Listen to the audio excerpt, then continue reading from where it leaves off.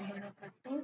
Perkenalkan, nama saya Salma dengan NIM A1A62250, jurusan Pendidikan Akuntansi, Fakultas Keguruan dan Ilmu Pendidikan. Video ini dibuat untuk memenuhi tugas mata kuliah pengantar bisnis dengan judul Administrasi Kantor.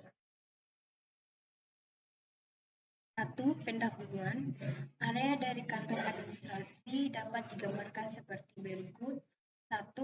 Operasi kantor. 2. Fasilitas fisik.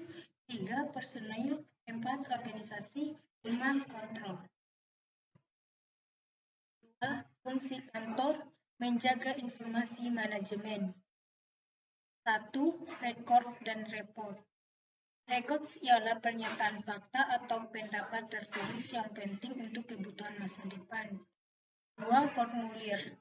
Formulir digunakan untuk menyampaikan informasi dari satu departemen bisnis ke departemen lainnya, menstandarkan catatan, mengakumulasi data, mengurangi tulis-menulis tangan yang tidak perlu, dan mengurangi kesalahan. 3. Koresponden. Surat mempunyai arti yang lebih luas selain dari instruksi atau penjelasan. Surat juga merupakan refleksi dari kualitas dan efisiensi bisnis. 4. Pengiriman dan penerimaan pos. Surat pos. Memusatkan penanganan surat-surat melalui pos adalah suatu prinsip tanggung jawab yang baik dan terpusat, sebab surat masuk dan surat keluar harus diatur dengan baik. 3. Kualifikasi dari manajer kantor. 1. Kualitas pribadi. 2. Pendidikan dan latihan. 3. Pengalaman. 4. Kebutuhan sekretaris dalam bisnis. Sekretaris adalah pekerja profesional. Dia berhubungan rapat dengan para karyawan, mengawasi pekerjaan personil lainnya, dan bertanggung jawab terhadap banyak pekerjaan administratif yang penting. Ada bermacam-macam sekretaris seperti personal sekretaris, private sekretaris, business sekretaris, dan eksekutif sekretaris. 5. Kualifikasi seorang sekretaris. Kesuksesan seorang sekretaris sangat tergantung pada keterampilan dan kepribadiannya. Dia harus memiliki inteligensi di atas rata-rata, bisa membuat perkiraan yang tepat, tajam daya ingat, patuh, dan mau bekerja keras. 6. Hal-hal lain yang berhubungan dengan urusan kantor. Di dalam sebuah buku berjudul Office System and Administration, diuraikan ruang lingkup administrasi kantor meliputi 1. Office Teknologi dan Office Administration. A. Ergonomik. Ergonomik adalah suatu studi ilmiah tentang hubungan karyawan dengan lingkungan fisik, termasuk di dalamnya hubungan dengan kantor dan segala peralatan serta sistem yang digunakan. Faktor-faktor ergonomik dilihat dari segi yang pertama efek psikologis, misalnya 1. Perabot kantor dan perlengkapannya dihubungkan dengan luas ruangan yang tersedia, harus dapat mengurangi kelelahan pada saat menggunakannya. 2. Cahaya atau ventilasi dan penggunaan lampu ruangan akan membuat karyawan lebih senang dan betah bekerja. 3. Kondisi temperatur, kelembapan udara dalam ruangan, larangan tidak boleh merokok. 4.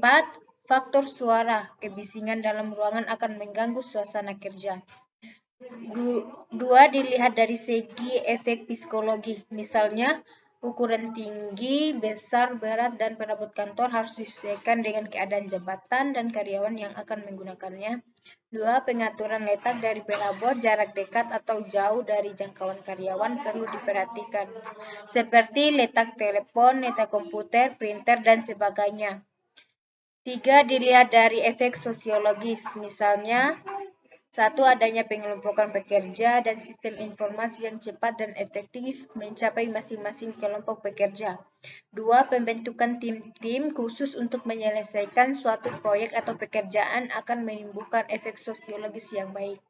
3. Juga perhatian terhadap pembentukan spesialisasi, penyediaan ruangan khusus sehingga dapat menjaga hal-hal yang bersifat pribadi dan rahasia perusahaan mempunyai pengaruh sosiologis.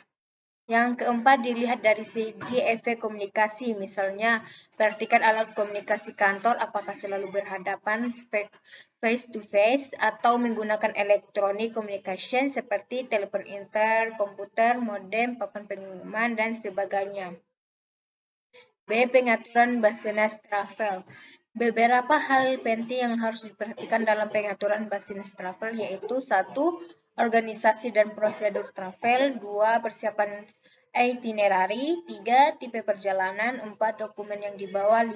Tindak lanjut. Cek konferensi atau konvensi dan pertemuan. Konferensi atau konvensi didefinisikan sebagai pertemuan formal dari sekelompok orang dengan tujuan tertentu. Meeting atau rapat, para pemimpin atau manajer diperkirakan menghabiskan sepertiga waktunya untuk rapat setiap minggu dan menghabiskan 15% anggaran belanja perusahaan untuk keperluan rapat. Sekian dan terima kasih. Wassalamualaikum warahmatullahi wabarakatuh.